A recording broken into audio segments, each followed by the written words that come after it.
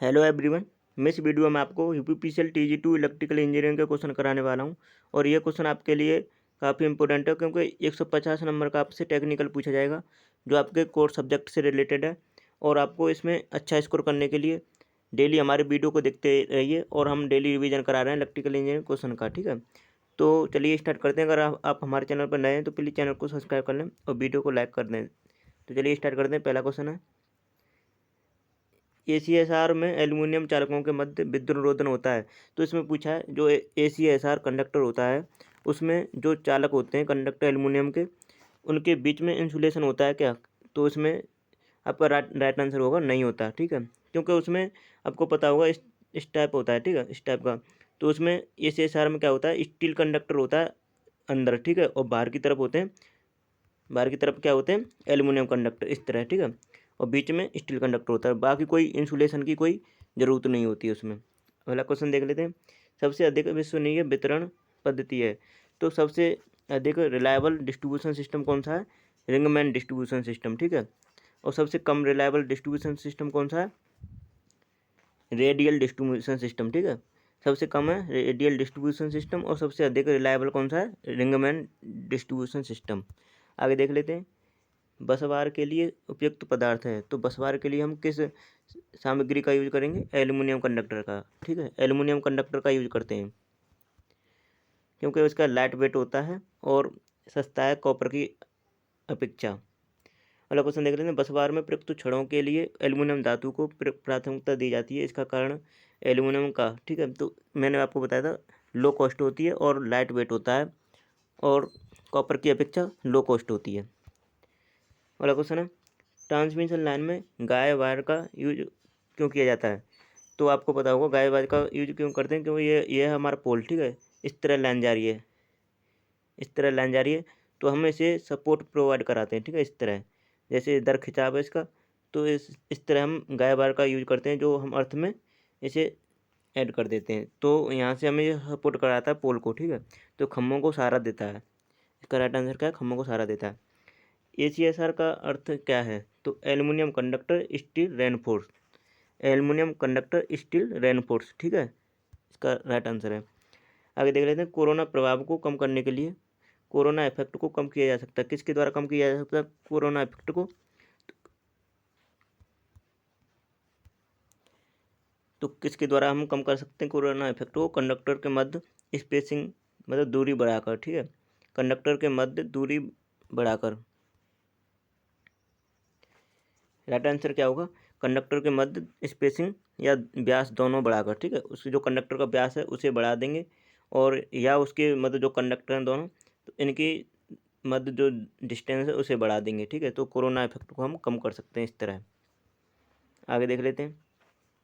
इस supply frequency बढ़ने पर स्किन इफेक्ट पर क्या प्रभाव पड़ता है? तो सप्लाई फ्रिक्वेंसी बढ़ेगी तो स्किन इफेक्ट बढ़ेगा। ठीक है, क्योंकि डायरेक्टली प्रोपोर्शनल होता है।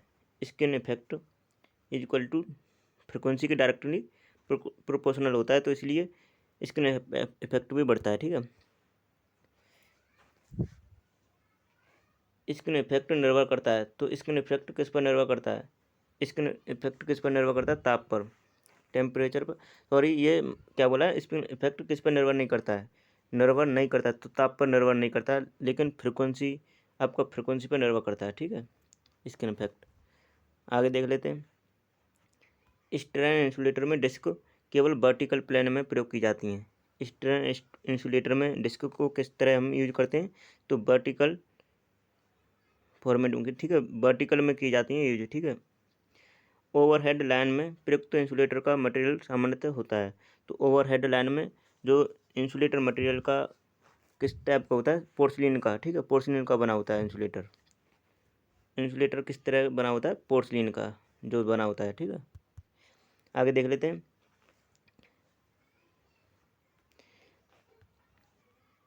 एक्स्ट्रा हाई वोल्टेज लाइनों में बंडल कंडक्टर प्रयुक्त करने का उद्देश्य क्या है? तो एक्स्ट्रा हाई वोल्टेज लाइनों में बंडल कंडक्टर यूज करते हैं, उसका उद्देश्य क्या है? कोरोना मुक्त ऑपरेशन प्राप्त करना, मतलब कोरोना को कम करना। ठीक है, स्किन इफेक्ट फ्रिक्वेंसी के समानुपाती होता है। जो मैंने आपको बताया था, स्किन इफेक्ट डायरेक्टली प्रोपोर्शनल होता है फ्रिक्वेंसी के। ठीक है, स्किन इफेक्ट डायरेक्टली प्रोपोर्शनल होता है फ्रिक्वेंसी के। आवासीय क्षेत्रों में डिस्ट्रीब्यूटर सामान्यतः होते हैं। तो किस टाइप का डिस्ट्रीब्यूटर होता है? थ्री फेज 4 वायर, ठीक है, 4 वायर का यूज किया जाता है। थ्री फेज फोर वायर का यूज किया जाता है, जो कि सबसे अधिक रिलायबल है, ठीक है। आगे देख लेते हैं। ओवरहेड लाइन्स के कंडक्टर स्ट्रैंडेड होते हैं, ठीक है, स्ट्रैंडेड होते हैं ओवरहेड लाइन के कंडक्टर। इंडस्ट्रियल लोडों को पावर फैक्टर प्राय लैगिंग होता है। आप सभी को पता होगा इंडस्ट्रियल लोड का पावर फैक्टर कैसा होता है? लैगिंग, क्योंकि उसमें इंडक्शन मोटर यूज की जाती है और इंडक्शन मोटर का हमेशा पावर फैक्टर लैगिंग होता है। आगे देख लेते हैं। ओवरहेड लाइनों में सामान्यतः प्रयुक्त किए जाते हैं। तो ACSR कंडक्टर यूज किए जाते हैं ओवरहेड लाइनों में। ट्रांसमिशन लाइन में प्रयुक्त क्रॉस आर्म बनी होती हैं, तो स्टील द्वारा बनाई होती हैं क्रॉस आर्म, ठीक है। जो ट्रांसमिशन लाइन में क्रॉस आर्म किस टाइप से होती हैं? जैसे ये पोल हो गया तो ये क्रॉस आर्म होगी, ठीक है, इस तरह। और ट्रांसमिशन ओवरहेड लाइनों में सामान्यतः जैसे अंडरग्राउंड केबल की शीत सामान्यतः निर्मित होती है। अगला क्वेश्चन देख लेते हैं। अंडरग्राउंड केबल की शीत सामान्यतः निर्मित होती है, तो लेड द्वारा शीत हम उसकी बनाते हैं, ठीक है। तो लेड किससे प्रोवाइड कर मॉइस्चर से प्रोटेक्शन प्रोवाइड कराता है लेड, ठीक है, इसलिए हम लेड का यूज करते हैं। जैसे आपसे क्वेश्चन पूछा जाता है शीत का यूज क्यों किया जाता है? जो शीत होती है वो मतलब अंडरग्राउंड केबल में, तो शीत का यूज क्या होता है?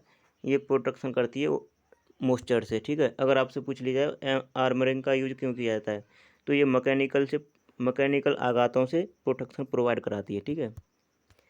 आगे देख लेते हैं। ट्रांसमिशन लाइन में लकड़ी के खंभे किस वोल्ट तक प्रयुक्त किए जाते हैं? तो ट्रांसमिशन लाइन में लकड़ी के खंभे यूज किए जाते हैं, वो 22 kV तक हम यूज करते हैं, ठीक है। 22 kV तक हम यूज कर सकते हैं। और उसे हम कितने मतलब लेंथ तक यूज कर सकते हैं? तो उसे हम 40 से 50 किलोमीटर तक, ठीक है, इतने तक हम यूज कर सकते हैं उसे, लकड़ी के पोल को। आगे देख लेते हैं। ट्रांसमिशन लाइन में जब किसी स्थान पर ट्रांसफार्मर अथवा स्विच गियर लगाना हो, तब उस स्थान पर प्रयुक्त खंभे हैं तो एच टाइप के खंभे लगाएंगे। क्योंकि हम देखो इस तरह आपने देखा होगा गांव में, जो भी गांव के रहने वाले हैं, तो गांव में या सिटी में भी जिस तरह जैसे यहाँ पे एच टाइप का पोल होता है, इस पर हम ट्रांसफार्मर स्टेब्लिश कर देते हैं, ठीक है, ट्रांसफार्मर का इंस्टॉलेशन कर देते हैं, तो ये हो गया एच टाइप पोल, ठीक है। आगे देख लेते हैं। किस ऋतु में कोरोना सर्वाधिक होता है? तो किस ऋतु में सर्वाधिक कोरोना होगा?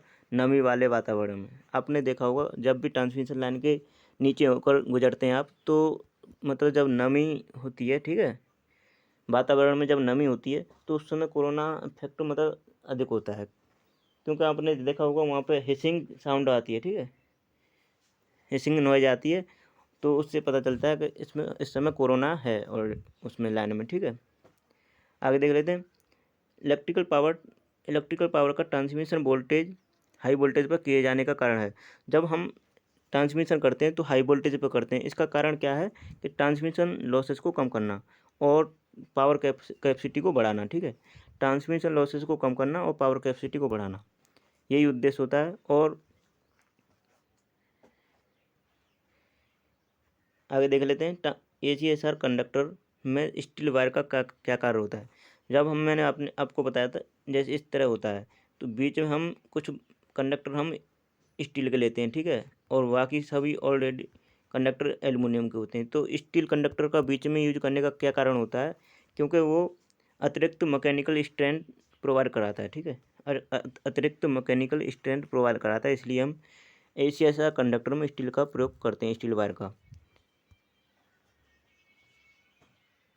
आगे देख लेते हैं। हाई वोल्टेज लाइनों में सबसे ऊपर लगाए जाने वाला वायर क्या होता है? कंडक्टर, जो जैसे आपने देखा होगा, जैसे ये एक पोल हो गया, ये जैसे एक पोल तो ये हो गया, ये पोल ये हो गया, ठीक है। अब यहाँ से मान लीजिए जैसे इस तरह कंडक्टर जा रहे हैं, तीन, ये ट्रांसमिशन लाइन हो गई। अब जैसे अब ऊपर से एक कंडक्टर सबसे ऊपर होता है, आपने देखा होगा सबसे ऊपर वाले कंडक्टर का क्या यूज होता है? तो वो अंडरग्राउंड करने के लिए वो ग्राउंड वायर होता है, ठीक है, ग्राउंड वायर होता है। तो ऊपर वाला कंडक्टर का क्या कर रहा है? ग्राउंड, ठीक है, भू चालक होता है। ट्रांसमिशन लाइन के पैरामीटर क्या हैं? तो ट्रांसमिशन लाइन के पैरामीटर क्या होते हैं? रेजिस्टेंस होता है, कैपेसिटेंस होता है और इंडक्टर होता है। ये तीनों पैरामीटर होते हैं, प्रतिरोध, धारिता एवं प्रेरकता। ठीक है,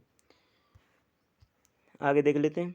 कोरोना के प्रभाव से एनर्जी लॉसेस बढ़ती हैं। ठीक है, एनर्जी लॉस बढ़ जाती है कोरोना के इफेक्ट से। ट्रांसमिशन लाइन में कोरोना उस समय होता है जब चालक पर प्रतिबल 30 किलो वोल्ट पर सेंटीमीटर होता है, 30 किलो वोल्ट पर सेंटीमीटर होता है। ठीक है, आगे देख लेते हैं। कोरोना इफेक्ट से उत्पन्न ओजोन की उपस्थिति हानिकारक है, क्योंकि इससे चालक में कोरोजन जंग लगना होता है। ठीक है, जंग लग जाता है, मतलब कंडक्टर पर जंग लग जाता है, मतलब कोरोजन होने लगता है कंडक्टर का। ठीक है, ओजोन के इफेक्ट से ओजोन उत्पन्न होती है कोरोना के इफेक्ट से, और ओजोन के उत्पन्न होने पर कोरोजन हो जाता है कंडक्टर पर। कोरोना हानि के कारण उत्पन्न करंट मतलब नॉन साइनसोइडल हो जाती है। जब जैसे कि कोरोना होता है कंडक्टर में, वैसे करंट कौन सी फ्लो होती है? Sinusoidal current. ठीक है, लेकिन जब क- कोरोना हानि होती है तो उस समय क्या होता है? नॉन साइनसोइडल हो जाती है उसकी वेव। ठीक है, करंट कैसी हो जाती है? Non sinusoidal. आगे देख लेते हैं। ट्रांसमिशन लाइनों में दो खंभों के मध्य चालक कैटेनरी के रूप में झूल जाता है। इसका कारण है, जैसे आपने देखा होगा कंडक्टर है, जैसे जैसे दो पोल हैं। ठीक है, अब इस तरह दो पोल हैं, तो जो हमारा कंडक्टर होता है इस तरह जाता है। ठीक है, इस पोल मतलब एक पोल से दूसरे पोल पर इस तरह जाता है। तो आपने देखा होगा ये कैटेनरी की तरह इसका मतलब शेप बन जाता है, जो मतलब जुड़ जाता है। तो इसे क्या कहते हैं? इस वाले पॉइंट को तो सेक कहते हैं। ठीक है, तो इस वाले पॉइंट को सेक कहते हैं। तो इसमें यही पूछा है। तो ट्रांसमिशन लाइनों में दो खंभों के मध्य कैटेनरी के रूप में झूल जाता है। इसका कारण क्या है? सैग। ठीक है, कंडक्टर इस तरह झूल जाता है, सैग कहते हैं उसे। आगे देख लेते हैं।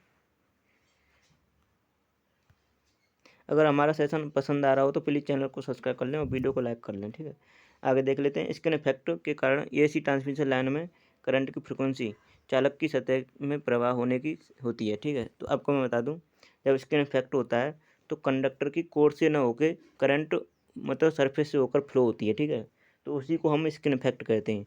लेकिन डीसी में ऐसा कोई इफेक्ट नहीं देखने को मिलता है, क्योंकि एसी में स्किन इफेक्ट के डायरेक्टली प्रोपोर्शनल होती है फ्रिक्वेंसी, और एसी में फ्रिक्वेंसी होती है, इसलिए तो एसी में मतलब स्किन इफेक्ट होता है। लेकिन डीसी में इसलिए नहीं होता। डीसी की फ्रिक्वेंसी क्या होती है? जीरो। तो जीरो होती है, तो यहाँ पर पुट करेंगे एस प्रोपोर्शनल टू जीरो, तो जीरो स्किन इफेक्ट होगा डीसी में। तो डीसी में स्किन इफेक्ट नहीं होता है, इससे आपको पता चला होगा। लेकिन डीसी में मतलब यूनिफॉर्म करंट फ्लो होता है कंडक्टर से, डायरेक्ट करंट फ्लो होता है। ठीक है, और एसी में क्या होता है? एसी में कंडक्टर के सरफेस से होकर करंट फ्लो होता है, तो इस एसी में इसका इफेक्ट होता है। ठीक है, तो इसमें क्या बोला है? चालक की सतह में प्रवाह होने की होती है, मतलब कंडक्टर की सरफेस से होकर करंट फ्लो होती है, न कि उसकी कोर से। उसी को स्किन इफेक्ट कहते हैं। अगला क्वेश्चन देख लेते हैं। सस्पेंशन टाइप इंसुलेटर की डिस्क प्रत्येक डिस्क में वोल्टेज का वितरण असमान होता है। मतलब सस्पेंशन टाइप इंसुलेटर होता है, उसकी प्रत्येक डिस्क में वोल्टेज का असमान डिस्ट्रीब्यूशन होता है। कैसे के?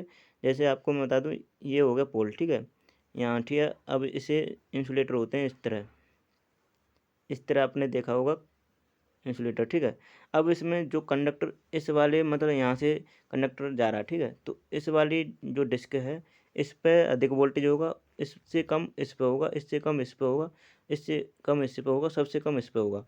तो नॉन डिस्ट्रीब्यूशन हो रहा है। ठीक है, वोल्टेज का। तो इसी को कहते हैं हम सस्पेंशन टाइप इंसुलेटर में वोल्टेज का नॉन डिस्ट्रीब्यूशन होना। ठीक है, असमान मतलब डिस्ट्रीब्यूशन होना। आगे देख लेते हैं। शॉर्ट ट्रांसमिशन लाइन की लंबाई होती है, तो शॉर्ट ट्रांसमिशन लाइन की लंबाई कितनी होती है? 80 किलोमीटर। ठीक है, जैसे आपको मैं बता दूँ, शॉर्ट ट्रांसमिशन लाइन की 80 किलोमीटर होती है, और मीडियम ट्रांसमिशन लाइन की कितनी होती है? 160 किलोमीटर, और लॉन्ग ट्रांसमिशन लाइन की होती है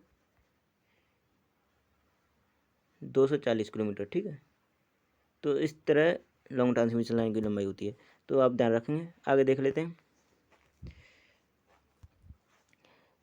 लॉन्ग ट्रांसमिशन लाइन होती है तो 160 किलोमीटर से अधिक, जैसे कि आपको मैंने बताया था मीडियम ट्रांसमिशन 160 तक होती है, तो 160 से ऊपर ही जो होगी तो 160 किलोमीटर से अधिक को हम लॉन्ग ट्रांसमिशन लाइन बोलेंगे, ठीक है। बूस्टर है, बूस्टर क्या है?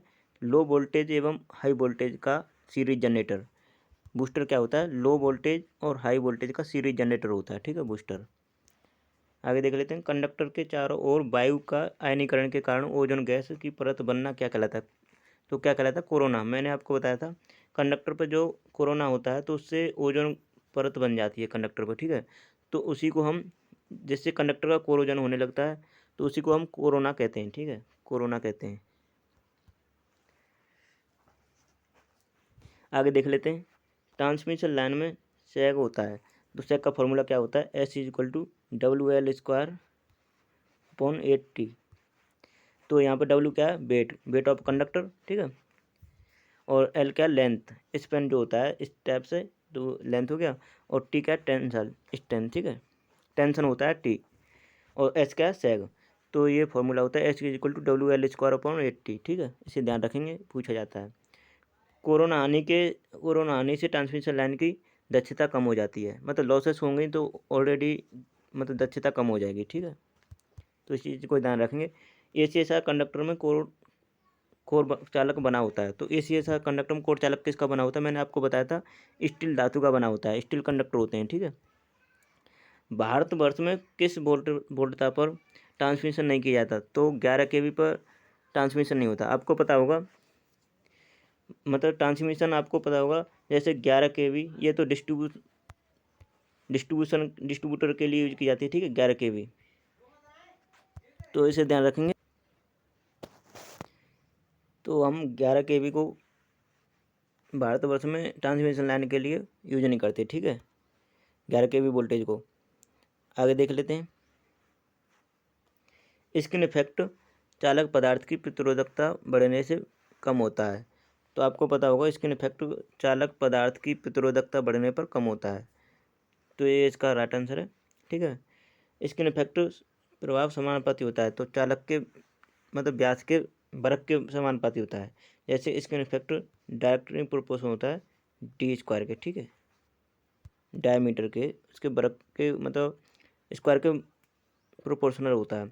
आगे देख लेते हैं, पिन इंसुलेटर सामान्यतः प्रयुक्त किए जाते हैं, तो पिन टाइप इंसुलेटर सामान्यतः किस लिए प्रयोग किए जाते हैं? 33 kV वोल्टेज तक, ठीक है, 33 kV वोल्टेज तक हम पिन टाइप इंसुलेटर का यूज करते हैं, 33 kV वोल्टेज तक। उससे अधिक के लिए सस्पेंशन टाइप इंसुलेटर का यूज करेंगे, ठीक है। एक ट्रांसमिशन लाइन में लगे इंसुलेटर में डिस्कों की संख्या 10 है, तो ट्रांसमिशन लाइन की वोल्टता संभवतः है, तो 10 है तो उसकी संभवतः ट्रांसमिशन वोल्टता कितनी होगी?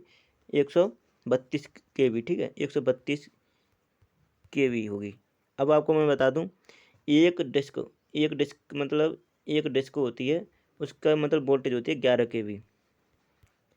अब उस हिसाब से तो आप बोलेंगे कि 100, जैसे 11 kV होती है तो उससे मतलब 10 डिस्क का तो 110 हो गया, लेकिन ऐसा नहीं है, इसमें जैसे